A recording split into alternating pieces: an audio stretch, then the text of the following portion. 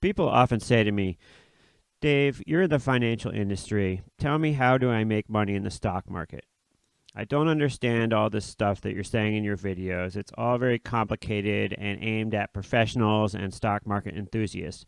But just in general, how do I make money in the stock market? And I'm glad they asked that question because there's a really simple answer to this question. And I believe that most stock professionals will agree with me on this answer. And it kind of goes in the face of all these hedge funds and money managers and all these people that want you to give them a part of your money to help you invest. And that is to buy the SPY. It's a very simple answer, and but there's a little bit more to it than just buying the SPY. What is the SPY, you might ask? Well, I'm glad you asked that. The SPY is an index of some of the top stocks in the United States. And it has gone up pretty much every year since the beginning of time. So you hear all these things that, 80% of people that play the stock market lose. Well, that's true because people try to get cute with stuff. Stuff starts going down, they try to sell stuff. Stuff goes up, they buy it once it's already gone up. So why is it that the stock market goes straight up over time, but the majority of people who try to trade it lose money? Well, because they don't just let themselves take the ride. So here's how you let yourself take the ride.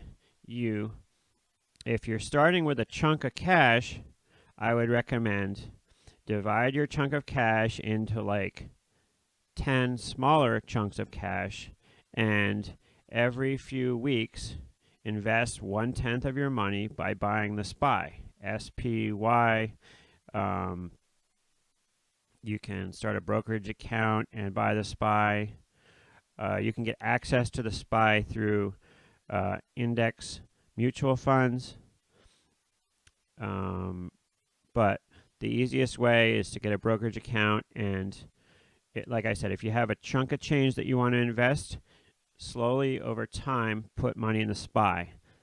By doing it slowly, you can take advantage of something called dollar cost averaging. You've probably heard of that before. It just means that you average the price that you're getting in, where if the market goes down, you're able to buy more shares because shares are at a lower price. And as the market goes up, you buy less shares because shares are at a higher price. So your average cost per share goes down. So if you've got a chunk of change to invest, slowly put it into the SPY and leave it there. Don't get spooked if you hear a report or if somebody tweets something. Just leave it there. Leave it there for a long period of time. By a long period of time, I mean like years.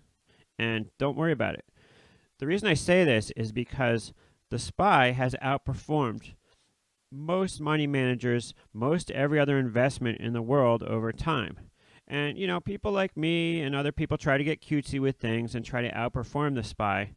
But in the end, just putting your money in the SPY, you will do better than most people, and you will benefit as the stock market continues to go up. I know it sounds overly simple, and it seems like there must be some sort of catch, but there's no catch.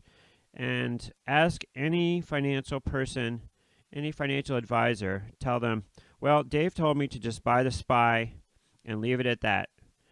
And they will be hard-pressed to disagree with me. Now, if you don't have a chunk of change to invest, I would recommend taking a small part of your paycheck and having it automatically invest in the SPY every paycheck. If you take a small amount of your paycheck, you won't really notice it, and over time you will build up money.